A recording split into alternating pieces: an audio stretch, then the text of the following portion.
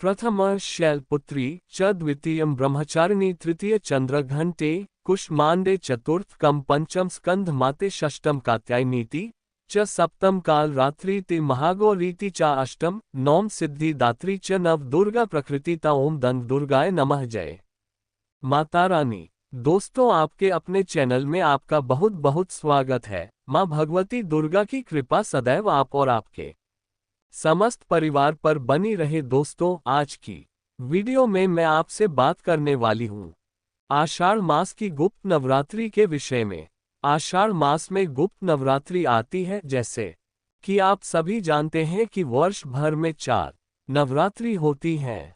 2 गुप्त नवरात्रि और 2 प्रकट नवरात्रि। चैत्र मास की नवरात्रि और आश्विन मास की नवरात्रि को प्रकट नवरात्रि कहते हैं, जिसे सभी लोग जानते हैं। लेकिन गुप्त नवरात्रि माघ मास में, मतलब माघ मास के शुक्ल पक्ष में और आषाढ़ मास के शुक्ल पक्ष में, ये 2 नवरात्रि जो आती हैं, इनको हम गुप्त नवरात्रि कहते हैं और इनके विषय में बहुत ज्यादा लोगों को जानकारी नहीं होती है। बहुत से लोग तो ऐसा समझते हैं कि गुप्त नवरात्रि में तंत्र मंत्र या फिर तांत्रिक क्रियाएं की जाती हैं।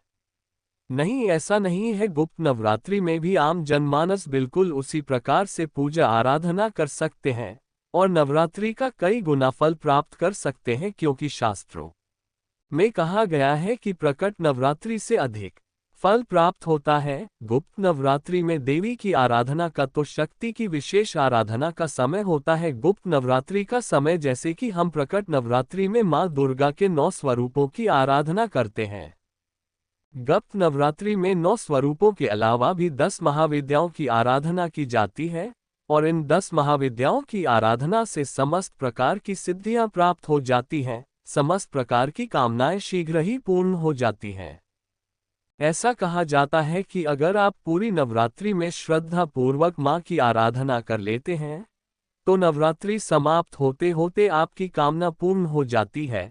लेकिन एक ही शर्त है इस नवरात्रि की कि आप अपनी कामना को गुप्त रखिए। आप जिस भी मनोकामना से पूजा आराधना करते हैं, जो भी मंत्र जप करते हैं, जिस भी विधि से मां की आराधना कर रहे हैं, बस वह आपको किसी को बताना नहीं होता। बिल्कुल शांत मन से और एकाग्र मन से मां की आराधना करनी चाहिए। मां की पूजा आराधना शांत मन से करने से, एकाग्र मन से करने से और गुप्त रूप से करने से सभी प्रकार की सिद्धियां आपको प्राप्त हो सकती हैं।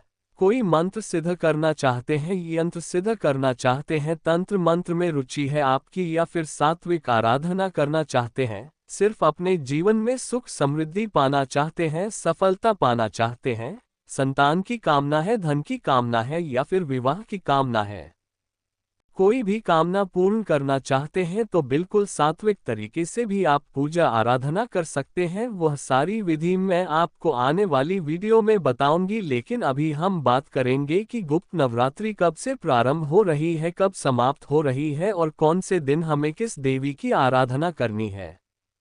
तो वीडियो को अंत तक जरूर देखिए और हाँ, अच्छी लगे वीडियो तो लाइक भी जरूर कर दीजिए, क्योंकि आपके लाइक्स, आपके कमेंट्स मेरे लिए बहुत महत्वपूर्ण होते हैं। यह एकमात्र जरिया है जिनसे मुझे पता चलता है कि आपको ये वीडियो अच्छी लगती है और आपके लिए यह वीडियो उपयोगी है। तो अगर वीडियो अच्छी लगे तो लाइक तो जरूर ही किया कीजिए। बात करेंगे तिथि के बारे में, लेकिन उससे पहले जानते हैं कि गुप्त नवरात्रि का महत्व क्या है, महाविद्याओं की पूजा किस प्रकार से की जाती है। देखिए, गुप्त नवरात्रि में एक विशेष प्रक्रिया होती है जिसमें कि हम शक्ति के सभी रंग की आराधना करते हैं, क्योंकि इस समय में शक्ति के सभी रंग प्रकट हो जाते हैं। देवी काली देवी, तारा देवी, ललिता देवी, मां भुवनेश्वरी देवी, त्रिपुर भैरवी देवी, छिन्नमस्तिका देवी, मां धूमावती देवी, बगलामुखी देवी, मातंगी और देवी कमला, ये सभी शक्तियां पजामे प्रकट हो जाती हैं। इन सभी शक्तियों की पूजा मुख्य रूप से तांत्रिक साधना में की जाती है और बिना गुरु के इन 10 महाविद्याओं की आराधना नहीं की जाती है। मतलब 10 महाविद्याओं की आराधना करने के लिए कोई गुरु होना चाहिए, जो कि स्वयं भी उस महाविद्या को, जो महाविद्या की आराधना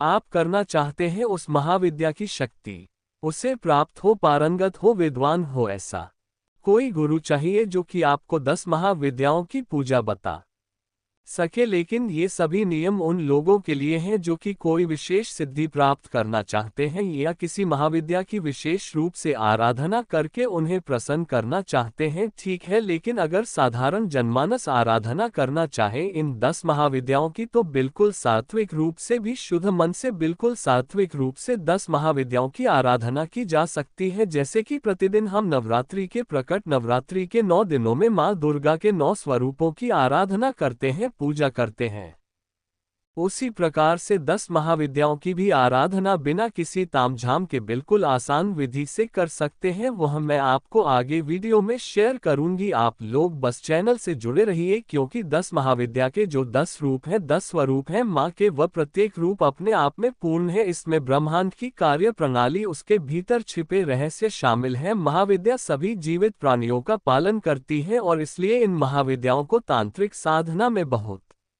शक्तिशाली माना गया है। अब साधारणतया देखा जाए तो पूजा की विधि बिल्कुल वही होती है जो कि हम प्रकट नवरात्रि में माँ की आराधना करते हैं। जैसे कि गुप्त नवरात्रि में भी देवी की पूजा करने के लिए आपको सूर्योदय से पहले उठना है, स्नान आदि करके शुभ मुहूर्त का ध्यान रखते हुए पवित्र स्थान पर देवी की मूर्ति या चित्र को एक चौकी पर लाल रंग का कपड़ा बिछाकर स्थापित कर लीजिए और गंगाजल इत्यादि छिड़क कर उस स्थान को पवित्र करके और माँ की आराधना प्रारंभ कर दी जाती है। और गुप्त नवरात्रि में जो आराधना की जाती है, इसमें आप चाहे तो जब भी बो सकते हैं, अखंड दीप भी जला सकते हैं, कलश की स्थापना भी कर सकते हैं, लेकिन गुप्त रूप से मतलब जब आप पूजा आराधना करें किसी को पता ना चले। तो इसलिए कहा जाता है कि प्रयास करें कि अगर आप पूजा स्थल जो बना रहे हैं वो किसी ऐसी स्थान पर हो, मतलब घर में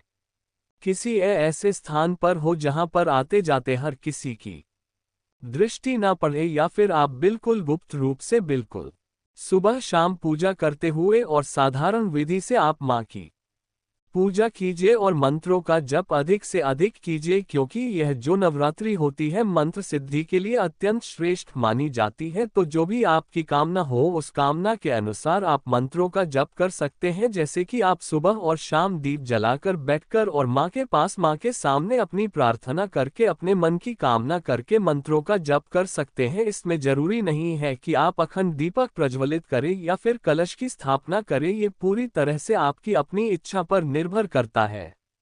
आप बिल्कुल साधारण विधि से पूजा कर सकते हैं जो कि बिल्कुल गुप्त रहकर और सभी प्रकार की कामनाओं की सिद्धि करने वाला होता है। और जो भक्त 10 महाविद्याओं की आराधना नहीं करना चाहते हैं, वह माँ दुर्गा के 9 स्वरूपों की, जो कि हम प्रकट नवरात्रि में करते हैं पहले दिन से लेकर 9 दिनों तक, उसी प्रकार से माँ दुर्गा के 9 स्वरूपों की आराधना इस नवरात्रि में भी हम कर सकते हैं, बिल्कुल शुद्ध रूप से सात्विक विधि से। अब बात करें कि आषाढ़ मास की नवरात्रि कब से प्रारंभ हो रही है, कब समाप्त हो रही है, तो देखिए 6 जुलाई को गुप्त नवरात्रि का प्रारंभ होगा और 6 जुलाई को शनिवार है, तो शनिवार से नवरात्रि प्रारंभ हो रही है और 15 जुलाई यानी कि सोमवार को समाप्त होगी। यानी कि इस बार गुप्त नवरात्रि 9 दिन की नहीं बल्कि 10 दिनों की होगी, और ऐसा चतुर्थी तिथि की वृद्धि होने के कारण हो रहा है, तो 10 दिनों की नवरात्रि होगी। यानी कि 10 महाविद्याओं की पूजा हर रोज आप एक एक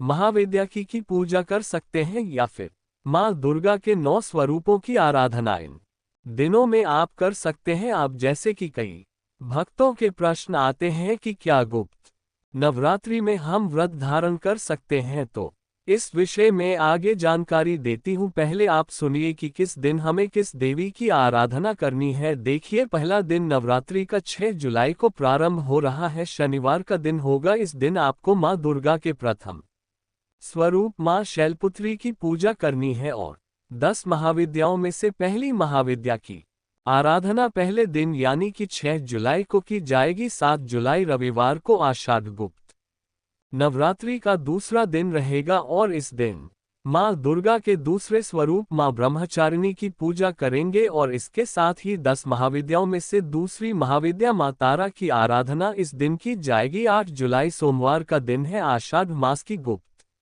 नवरात्रि का तीसरा दिन माँ दुर्गा के तीसरे स्वरूप माँ चंद्रघंटा की पूजा करेंगे और 10 महाविद्याओं में से तीसरी महाविद्या की आराधना नवरात्रि के तीसरे दिन की जाएगी।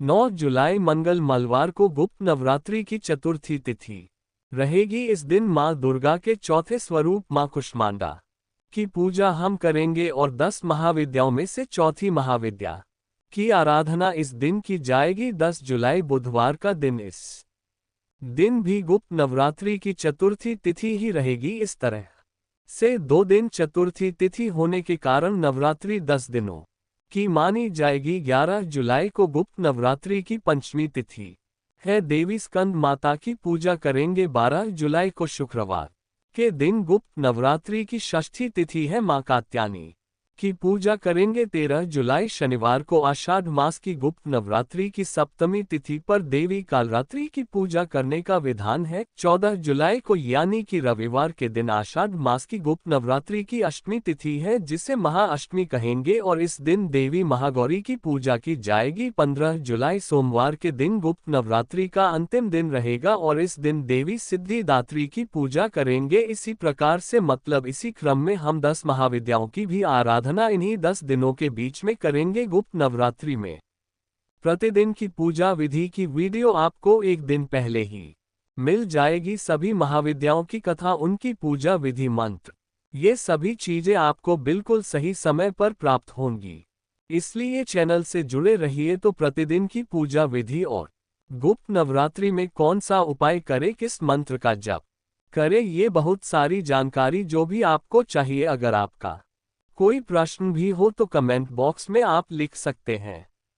किस कामना के लिए कौन से मंत्र का जप करना चाहिए और कौन सी समस्या के समाधान के लिए आपको इस गुप्त नवरात्रि में उपाय करना है, ये सारी जानकारी आपको आने वाली वीडियो में मिलेंगी। इसके अलावा अगर आपका कोई भी प्रश्न हो तो आप कमेंट बॉक्स में लिख सकते हैं। दोस्तों, उम्मीद करती हूँ कि हर रोज की जो कथा की वीडियो है जो प्रतिदिन सुबह अपलोड होती है आप लोग जरूर सुनते होंगे। एकादशी व्रत की वीडियो चैनल पर अपलोड हो चुकी है, आप देख लीजिए। इसके अलावा सावन मास कब से प्रारंभ हो रहा है, कब समाप्त हो रहा है और इस महीने में कौन कौन से त्योहार मतलब कौन कौन से व्रत और त्योहार किस किस दिन पड़ने वाले हैं, सारी जानकारी चैनल पर अपलोड है। वीडियो आप वहां से ले सकते हैं। मिलती हूँ मैं आपसे अगली वीडियो में, तब तक के लिए जय